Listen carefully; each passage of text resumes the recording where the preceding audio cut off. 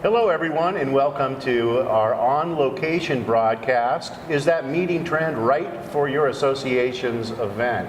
We are taping at ASAE's annual meeting and exposition in Chicago's McCormick Place. And we're happy to have sort of the home team with us, folks from Smith Buckland, who is based here in Chicago. We're joined by Carol McGurry, Dave Weil, and Tom Myers. Thank you for joining us. Thanks for having us, Tyler. I'm Carol McGurry, and I'm the Executive Vice President of Event Services and Education Services, and I oversee our team in both Chicago and DC event planners and educators. Hey Tyler, I'm Dave Weil. I've been in the hospitality business for 27 years with Smith Buckland. Prior to that, I was with a general contractor, so I have that operations background, and I really help our clients with event strategy, event logistics, and really looking to help them with event design. Excellent. And I'm Tom Myers, Vice President of Sales Services at Smith Buckland. And I've been with Smith Buckland for 6 years, and since the time I arrived, what I've been working on with my team has been really more of an improvement in our discipline from a selling standpoint, developing new processes, and then also evaluating and implementing technologies that will help us sell smarter and more efficient as a team. Excellent. Well, thanks for joining us. And as I mentioned, we are here at ASAE, and should probably let you know at the end of the program, stick around because we're going to be interviewing John Graham, the President and CEO of ASAE, and also we're going to talk with our sponsor for today's broadcast, which is Kimpton Hotels and Restaurants.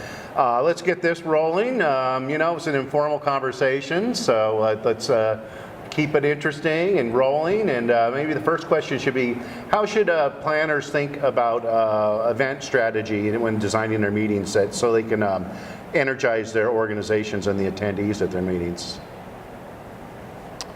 You want to take it, Dave? Sure, I'll take that. I think the first thing event planners really need to think about with strategy is really to what end are some of the tactics going to achieve your goals. So, we have a lot of clients seeing the newest and latest technology or tools and saying we want to do that. But the conversation really should be around what problem are we trying to solve, and when we get specific answers, how is that going to change our behavior? How is that going to change our event? And how is that going to help us achieve our goals? So it's not just grabbing maybe the latest and greatest tool that you might hear about from another association, but making sure it fits your organization and it's achieving your goals overall. I think it's also looking at, do you really know your audience and what type of information, demographic information you might have on your audience. Many organizations are looking at and investing in the development of personas because for a lot of our clients, we have 4 to 5 generations going to one particular event.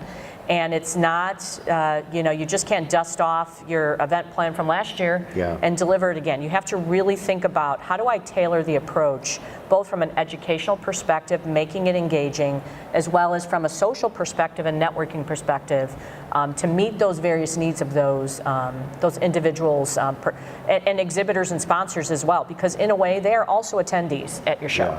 Yeah. And it's interesting, you brought up the word personas too, and in publishing for our magazine, that's one of our major things we do, is we look at all our demographic information and try to find out who these people are. Exactly. And even, Tom, just from a sales perspective, and talking about it that way as well. Right, and I think what you're hearing is that, strategy really is a holistic approach. Taking a look at the attendees, digging deep and understanding who they are and what they need, and then also looking at it from the industry partner. We choose to use industry partner in terms of referencing our sponsors and our exhibitors. So the industry partner is understanding what they need from a sales and marketing perspective. They have goals that they need to hit throughout the year, and they've got plans and how we're able to kind of design the overall event strategy to kind of match and deliver value to both the attendees and then also to the exhibitor sponsors. That's absolutely key. I have an example of what not to do in terms of maybe the anti-strategy. Is we were going as a visitor to a potential client, and it was primarily a male audience, and we had talked with some of their planners, and their planners had said, we really want to drive engagement, so we brought in this really cool, fun band for the networking. Now, clue, primarily male audience. So we go to evening reception and all the guys standing around and there's this amazing band and no one dancing. Now, again, is that a strategy? No, but it's part of a strategy, and really understand what are the needs of your audience. We would never do that. I mean, certainly others might make mistakes like that. It's part of the business, but really understanding who your customer is so critical in your strategy development. You know, one other thing I think is really important is having a culture of innovation. And what I mean by that is a lot of time, and as an event leader, you need to really be laser focused on what we're trying to achieve and how we're going to achieve it with limited resources. So a lot of times board members throughout the year are going to have a lot of different ideas, but really saying, okay, this is when we're going to brainstorm, this is when we're going to adapt ideas, and any new idea might be a good idea for a future event. Because that's where the stress and the focus is lost for staff teams. And so you really want to say, these are the 3 things we're going to accomplish and do them well. And the other part of culture of innovation for organization is to stick with it. Because what happens when you have a new idea, there's an awareness factor. And it takes a while for people to become aware of it, for you to really be able to measure it, for you to have the right resources around it. So just don't go, that didn't work. You know, really look at it like, okay, we're going to build upon a culture of innovation. Right.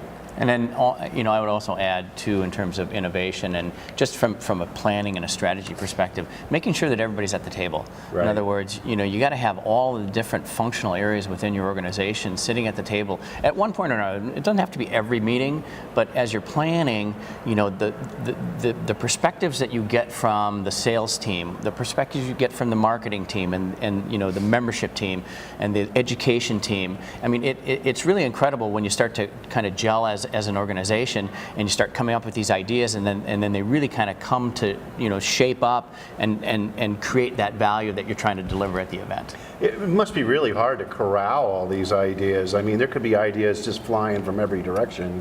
Yeah, I mean, that's the thing. It's really looking at some of the pain points first versus ideas, and saying, what are we hearing from our stakeholders, and what idea will help us bridge that gap?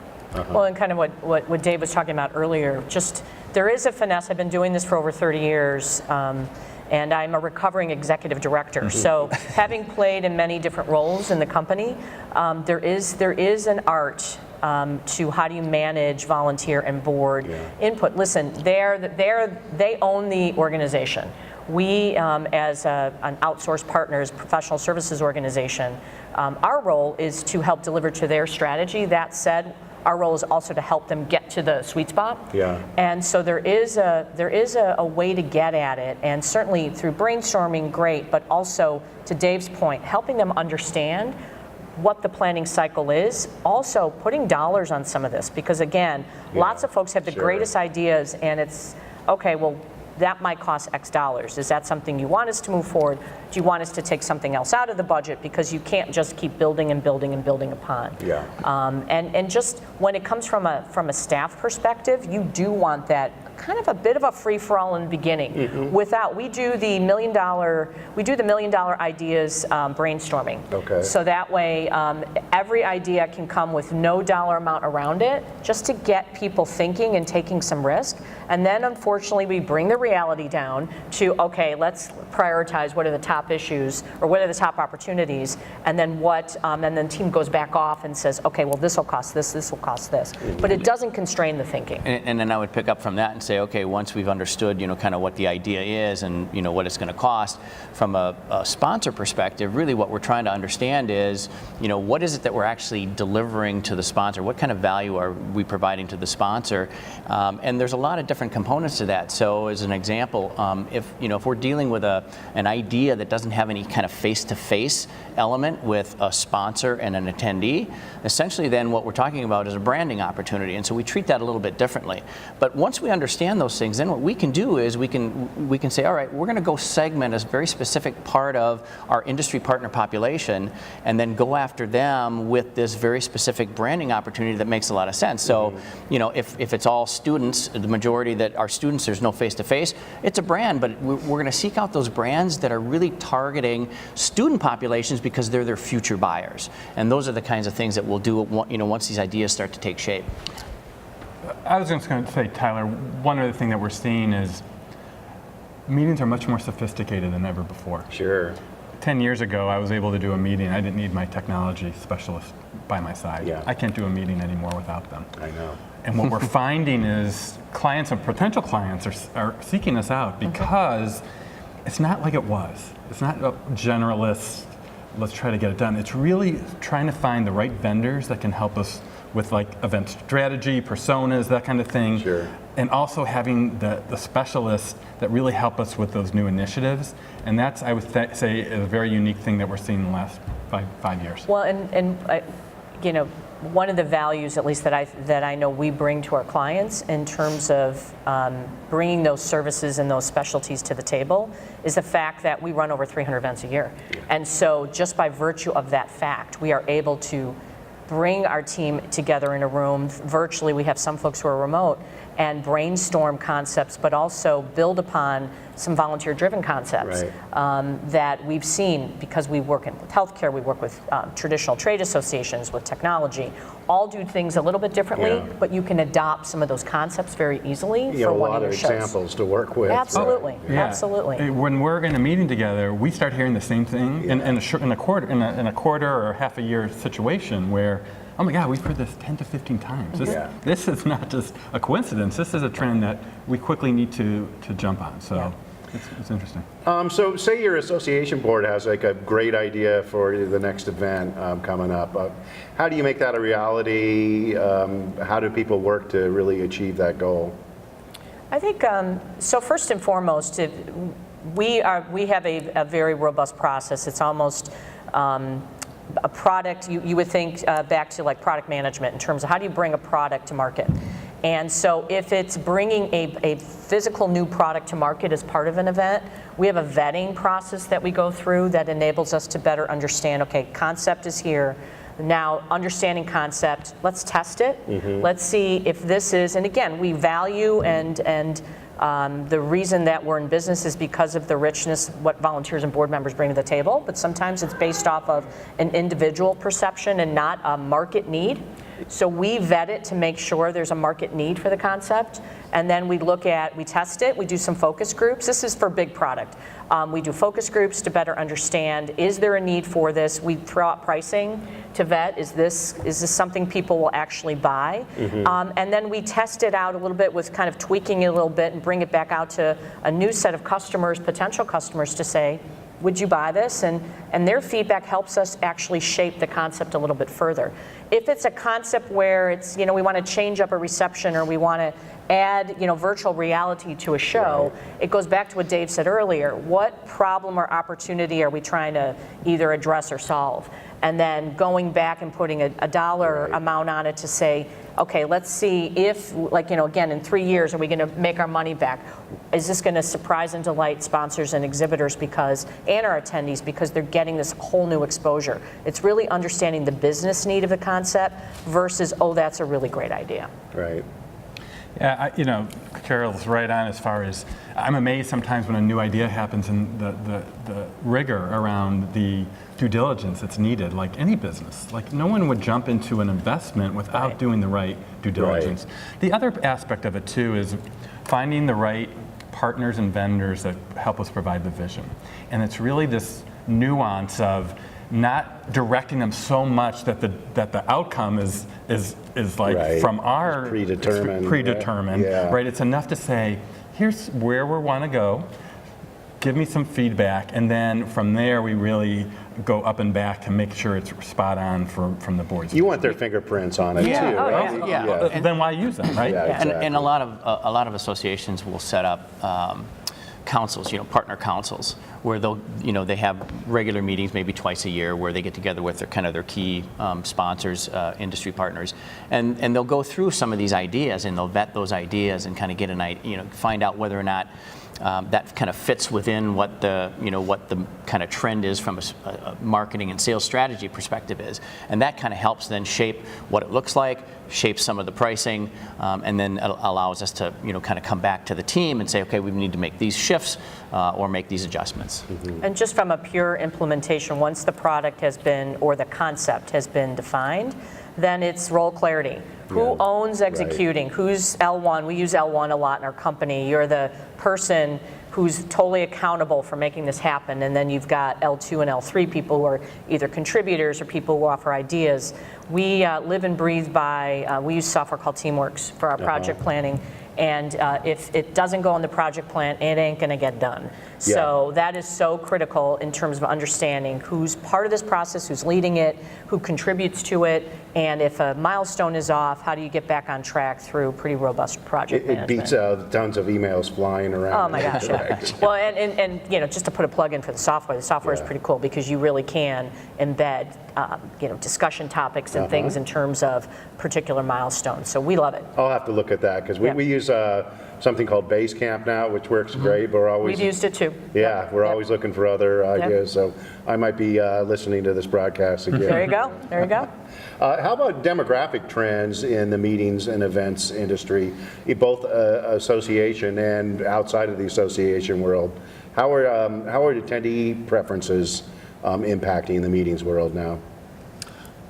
Tom, you want to take it? Well, I was going to say there's just there's so much more rich attendee data with respect to, you know, through the registration process and what we have within our CRM systems, associations having their CRM systems on their attendees. That rich set of data is combined then with a number of technologies that can be employed from an event management perspective, so we can actually see where the attendees spending their time, what sessions have been, you know, heavily attended, and what were those topics. And so then what we do, at least from my perspective on the sales side, is we then kind of come back to our CRM on the industry partner side, say, guess what? Let's start to design some events around what we saw from that previous show in terms of what seems to be resonating, and then design experiences that, you know, kind of take those key areas that were hot spots from last year's event and build out new experiences that, you know, our partners are going to value, and of course the attendees will value, and then that's kind of what we do. And so that's, you know, from a demographic standpoint, it's like once we know what that is, again, it's a holistic and an integrated approach to leveraging that information, at least from you know, from my side of the table. Yeah, and it's when you think about it, you know, demographics is so broad because it's age, it's gender, it's race, and with you know, we as a company have a diversity program at the In Council, which is a council that is focused specifically on diversity for our company, but that is also critical for how we run our events. And so looking at the demographics and understanding what I said earlier, Dave kind of touched on this, the needs of those individuals, but you can't just look and say, oh, I think we're this. You really have to be able to capture that data. In a sale, we run Salesforce for our sales team. We run various different analytics tools and work with both in-house as well as third parties to do like heat mapping and you know, helping us better understand the patterns. Where, you know, for a lot of our associations can't afford to do what's it called, when you walk through a room and someone knows you've already walked into the room. Beacon and proximity. I mean, some beacons becoming more prevalent, but you know, they can't always afford to do that kind of thing. So we have to figure out ways to get at that data to enable us to make decisions based on that information. Because nurses and business owners have different needs. And so we approach it very methodically in terms of understanding and looking at trends, as well as looking at, we've got history with a lot of these organizations that we can now frame new concepts for. You know, demographics that are coming to events today have a very high bar to their experience.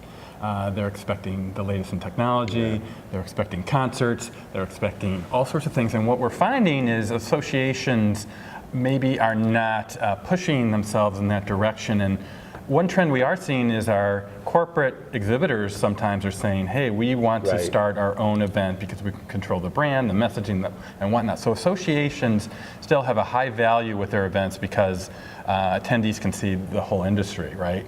But we need to make sure that we're always have an eye out on what those corporate events are doing, what some festivals are happening, because the new demographics are demanding that experience. Yeah, festivalization is a term I hear. You know, it's a very exciting time for events. It's exciting to be in the event industry because there's some really cool things that are happening. I really think the AR aspect of technology, you're going to have your event, and then you're going to have some new content that you can get through your phone and your iPad and other things. So you might, as an attendee, have two different experiences going on. But I think it's a really exciting time, and it's very energizing. We enjoy working with clients and making sure the association world is keeping pace. We had a show, it's one of our large, it's 22,000 people come to the show. It's around computer graphics, and we've been doing this actually for several years, even before you had virtual reality and AR kind of topics coming up. And it's a highly international show, and so there was a robot that roved, and there was an actual kind of a camera that was on it, as well as a way to show someone who was she was in China, and there was multiples, but this woman was in China, and she was interacting with the actual audience as an attendee at the show. And so there was they brought the robot over, and then people would gather around, and they would actually engage with her, and it was live in terms of interaction. Now, is that the future? Maybe, in terms of just a different way to attend a conference and a different way to interact.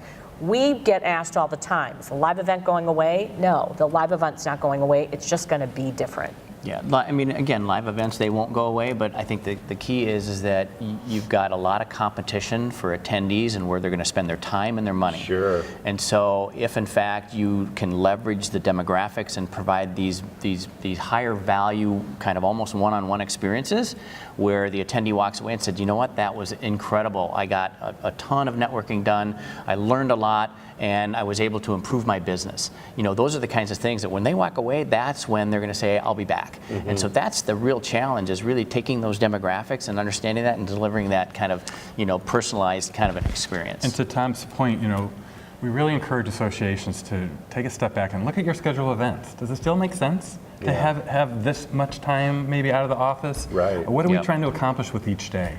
What's making sense as far as the pricing? Really targeting maybe a certain segment in a different way. So it's almost more than just adding, taking a step back and looking at what you're currently doing. And then how about educational offerings? I mean, those are so important, especially for association events. I mean, that's, when you talk about attracting people to an event, I mean, a lot of them are coming for the education. How do you increase the engagement with the audience? So again, it's not your grandmother, grandfather's, father's, mother's conference anymore in terms of education. It used to be that lecture was it. You went in, you sat in a room, someone stood in front, they talked at you, there was Q&A. And now it is, especially with multiple generations, you need to still do some of that, but you need to make sure that you have opportunities to address the various needs of the attendee. More interactive, which means whether it's a flipped classroom where you're actually doing more Q&A and dialogue live, and you do some video and webinars on the front end if you're attending. There's the opportunity to do hands-on. We do a lot of facilitated sessions whereby it's more of a facilitated dialogue. Right. People, we have expertise in adult learning, and so that is first and foremost. It's prevalent in terms of how do people really absorb information. Is it that they need to be talked at? Do they need to read? Do they need to watch? Do they need to touch? And that changes through different generations. You bet. And so with a younger generation now starting, they want more interaction. They want to define the experience a little bit more. So getting their voice in terms of developing content and frameworks, getting their voice, we have emerging leaders programs and next gen programs whereby those councils are helping to say not only what but how in terms of how we want to learn. We do a lot of streaming of surgeries from a hospital into the classroom environment, or doing a hands-on from a classroom environment back to a virtual audience. So, I mean, that's absolutely table stakes in the medical field. You absolutely have to do learning that way. And we're seeing more and more interest, although you have to do it in a different way, with bringing education. A lot of groups are doing this right onto the show floor. Right. And making that be part of the experience. I don't know if you guys want to talk about that. The exhibitors probably like that too, because they're more active on the floor. Yeah, if you can kind of create an environment where the natural sales happens, that it doesn't feel like a sales pitch, but solving a problem, that's what, as far as event engineers, that's what we're trying to accomplish. So that's something that we look from a show standpoint. And from a sales, they'll buy that. Well, up. yeah, if we offered unlimited speaking opportunities for our partners, industry partners, they would snap them up. Yeah. But at the same time, again, it turns, a lot of times it'll turn into more of a sales pitch. So what we do is, we look from a strategy perspective, look at all of the different education that's going on and where are there opportunities for us to provide industry partners with areas where they can, bring subject matter experts and not necessarily sell, but talk about, we encourage them to talk about how did you develop, what research did you do in order to develop the products that you're bringing to the market? That's what the attendees are interested in. They're not necessarily interested in the bells and the whistles, but why are you good at what you do and how did you end up kind of developing that particular product? So those are the kinds of things that we coach them on, our industry partners on, but yeah, they love the face-to-face and they love to educate. How do you coach them on that? I mean, I'm sure there must be some folks that just revert back to the sales pitch, right? Send me a draft and let us look at it, and then we kind of work with them in terms of what the content looks like and how to massage. And the that. audience will talk with their feet. Yeah. Exactly. Yeah, right. They'll know, and you can tell them, and then the next time you say, remember when that happened? You didn't represent your brand the way you probably wanted to represent your brand. Right. The other thing with just in terms of the changing nature of how content and an event is delivered, it's content is educational content's critical, but also you guys are in the publishing business, the curation of that content, making sure that it doesn't just stop at that particular event. How are you now leveraging that information and that learning throughout the year? And so sales plays a key role, the experience plays a key role. Making sure that you have a digital content strategy in terms of how you're going to use your rich, because this is the differentiator for associations. You can't always get the best practices from real experts anywhere else except for at association meetings. And so being able to take that content and deliver it out in different ways, and some of it just starts at your actual event itself. And how you harness that is so critical. The other piece that I think is important, just again in terms of the modality or how you deliver information, is really, again, not only the demographics of the individuals, but just taking a risk. And we had an organization that took a risk. It wasn't a huge event, a few hundred people, and one of their sessions they did with the speaker actually going for a walk. And that speaker walked around and people walked with that speaker, and it was a conversation. And people came away from that experience. Now, could you do this with 1,000 people? Probably not.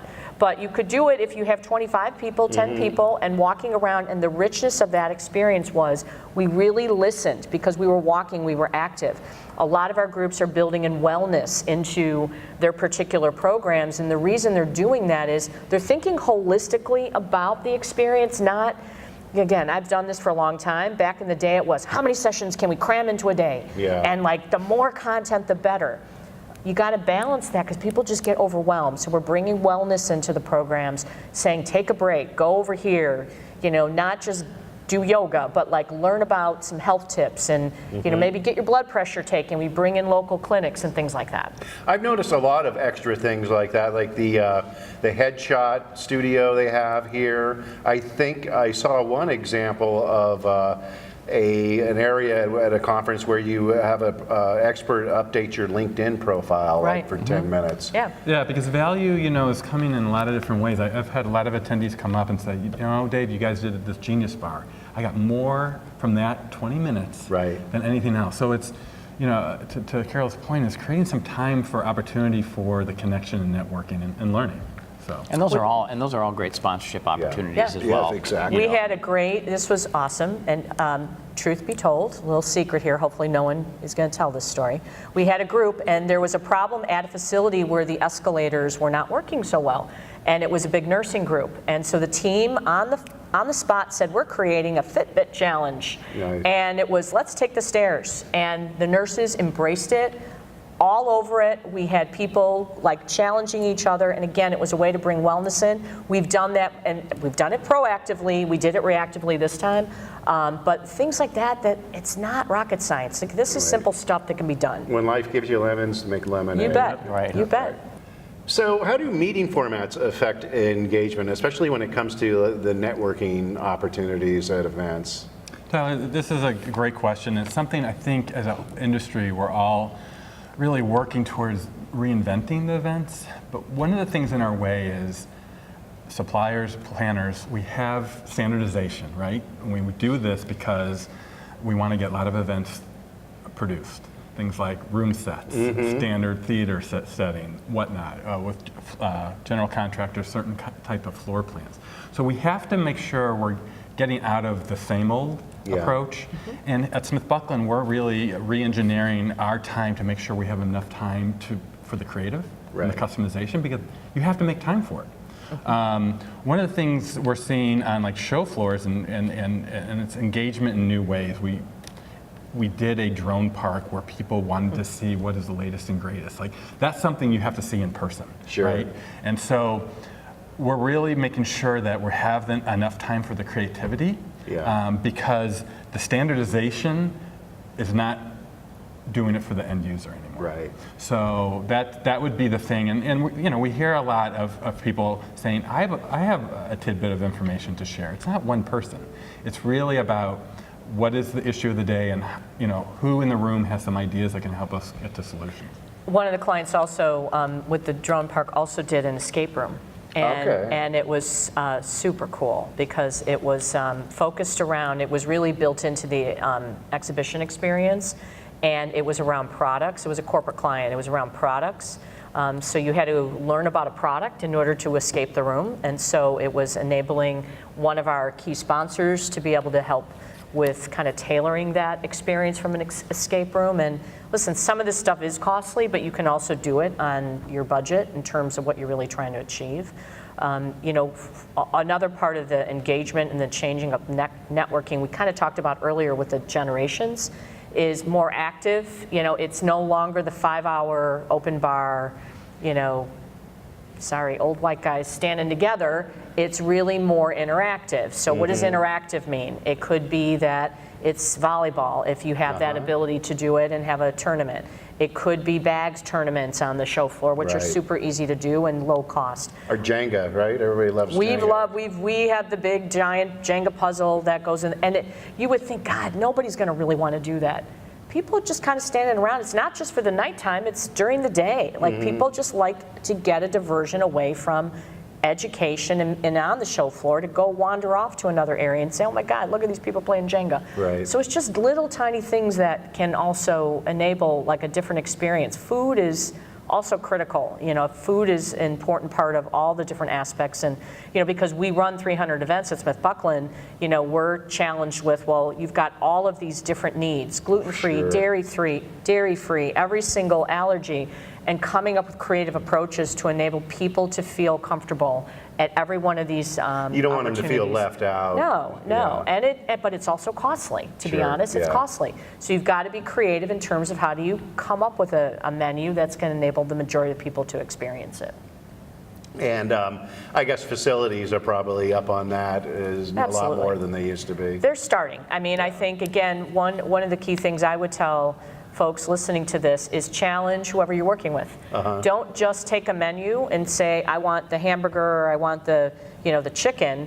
Go back and ask, is there anything else we can do for this dollar amount? And here are the challenges I have just from a dietary perspective. And chefs love to be creative. I was going to say, I interview chefs all the time, and they want you to come back there because they love talking about what they do. And, absolutely. They love to be able to showcase and do something different. And so you know you have a strong partnership with whatever property, or if it's a center, that they're willing to be flexible and work with you. And it's okay to, when you're looking at your event like a business, I mean, and you need to reinvent and do some things.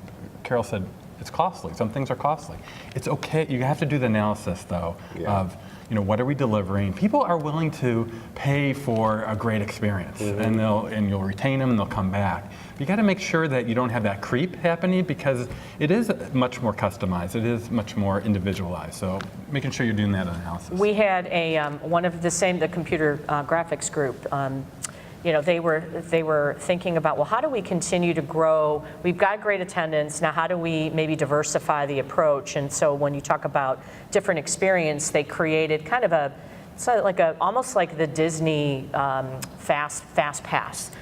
They created a concept a la Fast Pass whereby you could buy into that. You then get access to, specialty seating. You get access to this coveted icon of the event that only a certain number of people get to have. That's interesting, yeah. And you pay a premium for it, and then you get access to also key people. So every association could do that with Sure. their organization without really any cost, other than maybe creating what the concept's going to be. And So we we've done that with a lot of other shows as well. Yep, VIP, like a VIP lounge, or a reception, a VIP reception, where it's somewhat exclusive, and again, it doesn't cost a lot, and you can get it sponsored. You probably work with the speakers for things like that. absolutely. It's a named Right, speaker. right. Well, and a lot of organizations, I think, because the word millennial is in our vocabulary, constantly, think we have to have a millennial first-timer program. And, again, it goes back to, what do you know about your audience? Do they want to walk around with a ribbon that says first-timer? Some Yeah. don't. Some don't want to be known as a first-timer. They just want to be there. But there might be an opportunity to create, we've done this with several of our groups, where, again, you're inviting them to provide their feedback, and you're making that an experience in and of itself, so that you can use that information for planning in the future. It's just asking the right questions and engaging folks in a different way. Yep. And so everything seems to all come back to engagement, and with the networking, it's all about engaging them how they want to be engaged. How about creative sponsorships to boost engagement? Yeah. What So- have you seen out there? Well, what's interesting is I was just in a meeting with a professional society, and what we found out about this professional society is that their attendees, in order to achieve this particular profession, there was like 2 or 3 top schools that basically, kind of fed this industry with their professionals. And so what we came up with was, in order to kind of, improve the engagement and show floor kind of traffic, we came up with this concept of alumni lounges that basically a couple of the key sponsors for that industry could basically supply the lounge, branded with that alumni, and they get credit for, brought to you by XYZ company, it's, this university's lounge, and it brings that whole kind of, because it brings that group of professionals down to the floor, gets them all talking and catching up on, when they were in school and who do they talk to and where are they working now and all that. So it really, it's a really great concept that, we're starting to kind of bring more and more to some of our other association clients. We've also created, there was a client that transitioned. It was a comprehensive event client, so not a full service client. And they came to us with, their sales were down, their attendance was down, and so, we came in with some redesign concepts, of which some of them were sponsorship, around, well, what's the real purpose of the show? And they were having all this education, but nobody was going, and when we started to dig in, we realized this was really about buyers and sellers just coming together. And so by creating an environment on the show floor for buyers and sellers to come together, we took it from being just a bunch of rows of 10 by 10 booths to having a sponsored barista station in the center of the floor where everyone would hang out in the morning, and then it would turn into a pop-up bar in the evening, and then around the floor were meeting rooms that folks could actually sponsor and do hospitality out of. And that way they knew their money was going to a place that it would benefit their group. So we redesigned the entire experience on the show floor based on the need of that particular audience. And Tyler, a lot of this customization and value from sponsorships has to happen through conversations. A lot of times, we have packages, of course, but our team really sits down and understands the sponsors, what their need is.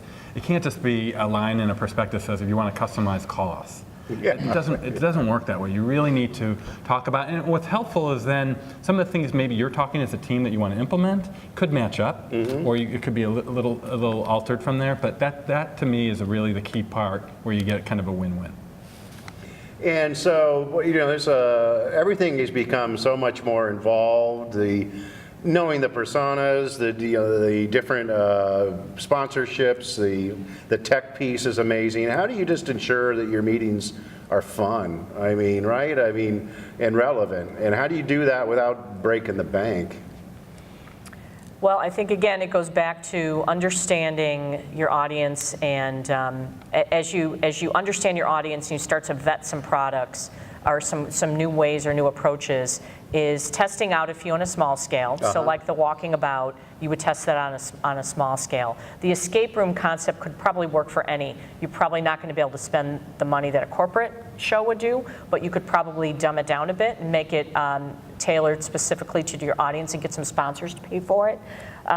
The fun factor, you know, that is easy. I mean, we've had groups, we call them random acts of kindness, where we have a patrol that walked around a show floor and did some fun stuff and got people engaged and doing goofy stuff, but the demographics of that audience were okay with that. We wouldn't do that at a business owner show. Right. It was this kind of show would actually say, that's fun, we get it. Know your attendee, right? It just keeps, I know people are probably, it's like, yeah, we hear it, data analytics, that's important, know your attendee, but you can't put the dance band with an all-male audience. Like, you gotta understand.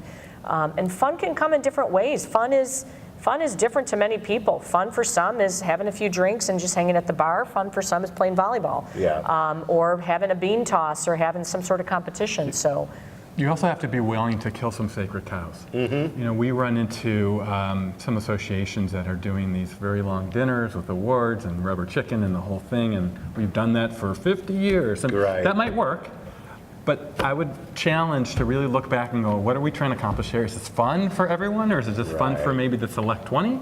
How can we do this in a different way? So really, and it takes some guts because you're fighting against some culture, you're fighting against some stuff that have been around for a long time. So making sure you're really taking a step back and looking at it. How do you start to fight that battle? You know, I think data is always helpful. Right.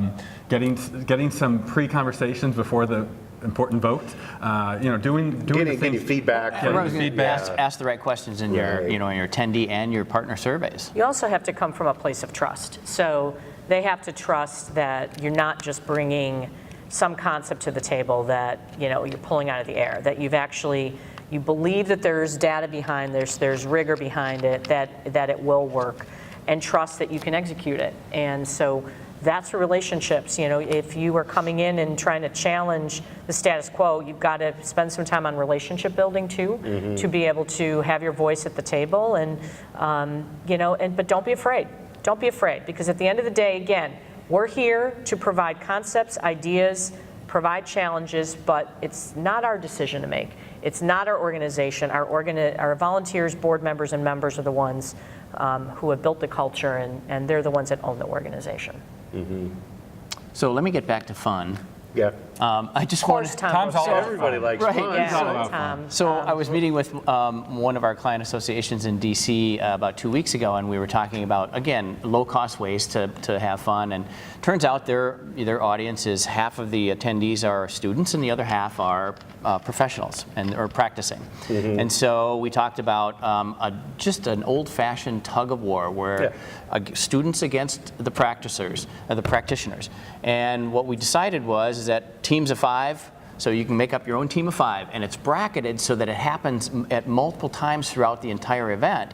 You know, 2 times a day, the brackets are all weeded down, and you finally have a winner. Again, old-fashioned, low cost, but you know, really kind of a creative idea. All you spend the money on is like a rope, right? That's it. Well, and a little bit of padding on under the carpet. Okay. Yeah. And you know, another area of fun is corporate social responsibility, where Sure. you can put something in with an activity that has networking, you feel good about it, because people are stretched for time. So if I can give back to a community while I'm out of the office at a conference, and it could be an activity that's fun and that feels good. So incorporating all these type of fun activities. And that's beneficial for the organization too. I mean, you know, out in the community that Exactly. you're out there doing good things. We had we incorporate CSR activities into the majority of our events, whether it's again on the show floor, or if it's at the actual organization, or if it's, you know, in some other venue.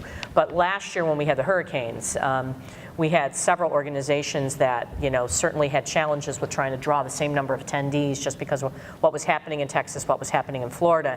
And for the one in particular in Florida, they were going to have this like golf outing that they do every year. They've done it for 25 years, but the golf course was underwater. Couldn't do it. So what we did, and it was their biggest sponsored event, so the organization was kind of freaking out a little bit, saying, what are we going to do? We're going to have to give all our sponsor dollars back. we convinced the sponsors to continue to contribute those dollars. Some of those dollars would go to the local community because of the hardship, and we did a big, huge, everyone was stuffing bags, bringing supplies and things together. It became such a give back, but in such a wonderful way, and it was fun. People really enjoyed the experience. We might even now start continuing to do something like that with this organization. Right. So. And I know a lot of times golf is not as popular with some people as it used to be. So it's nice you can get those sponsorship dollars to go for something like a CSR program. Yeah. No, and it's doing. We fund, again, what we said earlier, funds defined. We have a lot of fun runs, a lot of that go, again, for charity. Golf still remains as an important part. We've done bike rides. No, we've done bike rides. We've done, again, walkathons. I mean, just everything. Yeah. Again, healthy living, building wellness into the program is something that we're doing more and more of. Well, this has been, speaking of fun, this has been fun. So thank you, Carol, Tom, and Dave. Thanks, Tyler. Thank you. Appreciate it. You guys do great work at Smith Buckland and help us out a lot with content too. So great. I really appreciate that. We appreciate it. Tyler. Thank you. Thank you for joining us. And thank you for joining us. And stick around because we're going to be speaking with John Graham from ASAE next, see what's going on with the association here in their annual conference in Chicago. So stick around.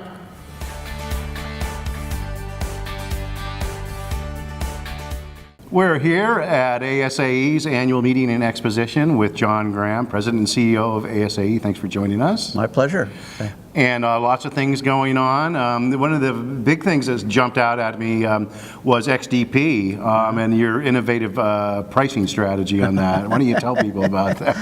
So what we're going to do at XDP this year is really pilot a new pricing strategy, if you want. And the pricing strategy is this. You register now. You pay nothing now. You attend the event. And after you attend the event, you pay what you think it was worth. Wow. If you had a great experience, you may pay up to $1,000. If you didn't like it at all, had a bad experience, you pay nothing. So that's a pretty it's a risky endeavor, huh? It is. Well, XDP is all about experimentation. It's all about trying new things, and it's all about taking some risks. And when ASAE does that, then our members don't have to. So that's why we do it. XDP was designed to be a program that allows us to change it up every year and do different things every year to try to get the best experiences and capture the best experiences for people attending. Great. And then another key thing to talk about is the D&I initiative, the Diversity and Inclusion Initiative. What are you guys up to in that realm? Well, D&I for us remains a key focus. We just completed a 3-year strategy on D&I, and we've been doing this now for 30 years, so it's not new to us. But we have a new strategy, and it's really focused in several areas. One is we want to measure top-level commitment to D&I by other associations. We're going to try to figure out how to do that, and it's not going to be an exact science, but we want to try to figure that out. The second thing we want to do is focus on empowering women and making sure that women are in a work situation with associations where there's equity for everybody.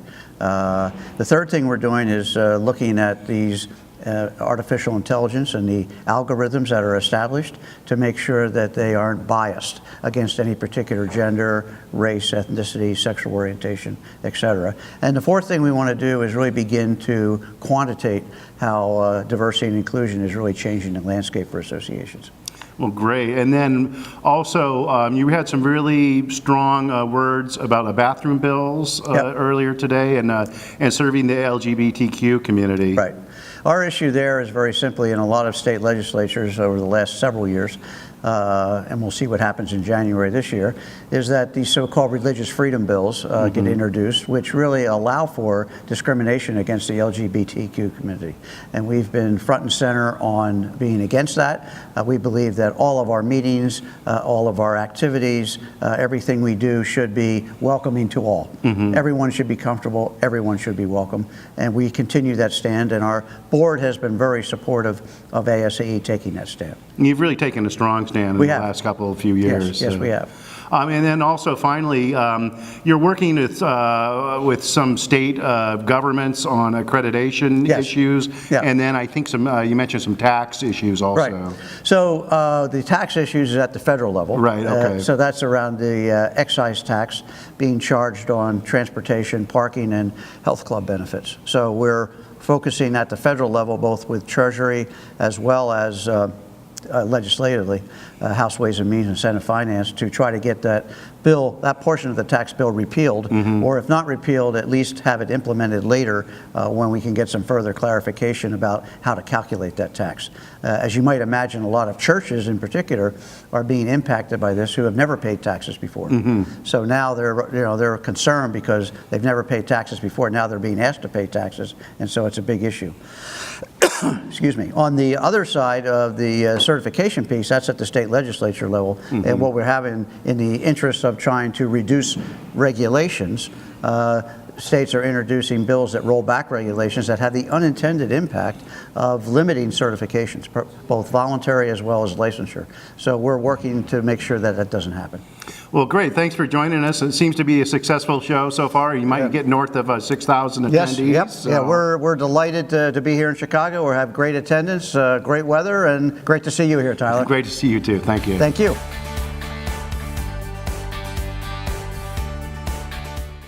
Hello, my name is Suzanne Halpern, and I'm the VP of Catering and Banquet Brand Operations for Kimpton Hotels and Restaurants. Kimpton opened its first hotel in San Francisco back in 1981. And since then, we now have 67 hotels and 80 restaurants, bars, and lounges across the US, the Caribbean, and Europe.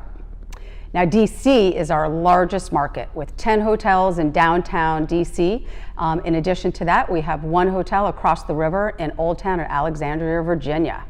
And as you can see from this incredible space that I'm sitting in today, we can host meetings anywhere from 10 to 300 on our highly designed, inspiring spaces. We're actually seeing a variety of trends now. You know, one for me, which is very important, is that personal touch. You know, human connection is such an integral part of business, and I just think that there's a lot of things that can't be accomplished through email and conference calls. And with more and more technology, we're finding that planners are looking for those in-person meetings. So right now in DC, we just devised a special offer called Show Love, Get Love. And to tell you a little bit about that, it's basically booking 3 larger meetings at one of our DC hotels in 2019, and you will receive a complimentary board meeting for 10 attendees. And we think that that's a really great way to bring all of the associations the opportunity to meet, to get together in person, talk about trends, talk about different topics that are happening, and without really breaking the bank, since we're going to take care of that for you. I think the next is, you know, food and beverage offerings that are really out of the ordinary. Planners are looking for a variety of food and beverage offerings that work for all of their attendees. You're not just feeding one person, so you have to think about a large group. And now, between wellness and food allergies, we have to be proactive and think about that in advance for the clients. They shouldn't have to be special orders. Those are things that should be available on your everyday menus. And a perfect example of that is our chef, Ethan McKee. He is at Urbana, which is adjacent to the DC Palomar, and he will create some of his incredible signature pasta dishes by using gluten-free pasta.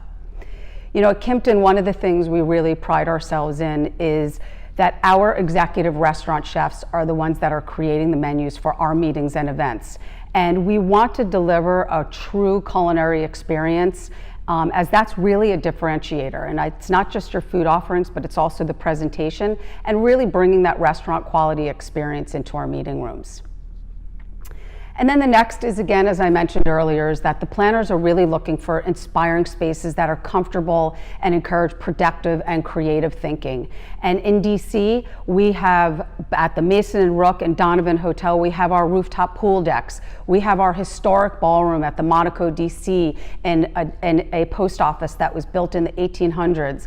And then at the Lorien, we have our spectacular courtyard. So really, from small to large, from historic to intimate to innovative, there's absolutely nothing that we can't do in DC. And then planners right now, I think this is now one of the larger trends too, is experiences, and really creating these experiential ways to keep your attendees engaged, actively participating while also engaging, educating them at the same time. And we love to create these customizable meeting experience for our attendees. So our 10 DC hotels just launched this incredible partnership with Shop Made in DC, and they only sell products that were produced in DC. And groups can support the local community as well as learn a new skill together. So it's really a great opportunity to team build. But they can work directly with Kimpton and Shop Made in DC to craft and curate like the perfect session that will really enhance their whole meeting experience. And one of ours that's really near and dear to our heart is bringing those chefs to life in DC and having them create these really great cooking demos, which the attendees can participate in this. So it's really interactive and a lot of fun. I would say really work in tandem with the on-site Kimpton team so that we're able to craft the perfect meeting for you. We want to deliver these memorable experiences for not only for the planners, but also for their attendees. And infusing that personalized heartfelt care throughout that entire meeting journey. This is what we do and who we are, and we really want to be your partner through the entire process. And while we're doing that, we really strive to bring our clients and planners' vision to life while delivering these unexpected, one-of-a-kind experiences. And by doing that, we really infuse our Kimpton's 5 trademark meetings and events tenets, which is personal touch, delicious food and beverage, inspiring spaces, memorable details, and thoughtful perks.